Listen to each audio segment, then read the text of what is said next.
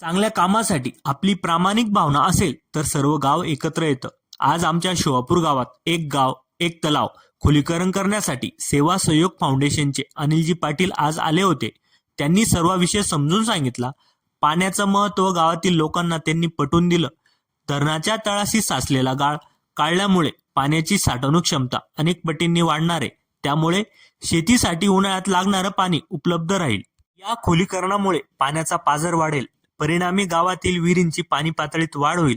तसेच खोलीकरण दरम्यान निघालेला मुरुम गावातील रस्ते दुरुस्ती किंवा सार्वजनिक कामासाठी वापरता येईल. त्यामुळे गावाचा खर्चही वाचेल. असे अनेक विषय त्यांनी समजून सांगितले.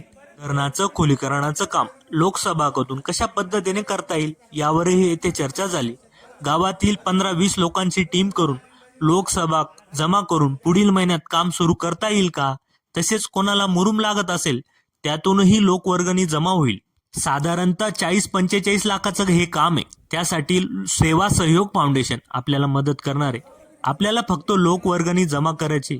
आपल्याला पाण्यासाठी, आपल्या शेतीसाठी, आपल्या भविष्यासाठी एकत्र येऊन हे काम करायचं आहे.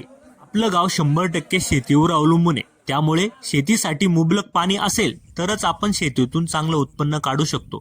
आपल्या गावाची आर्थिक समृद्धी साधायची असेल तर हे काम खूप महत्त्वाचं आहे.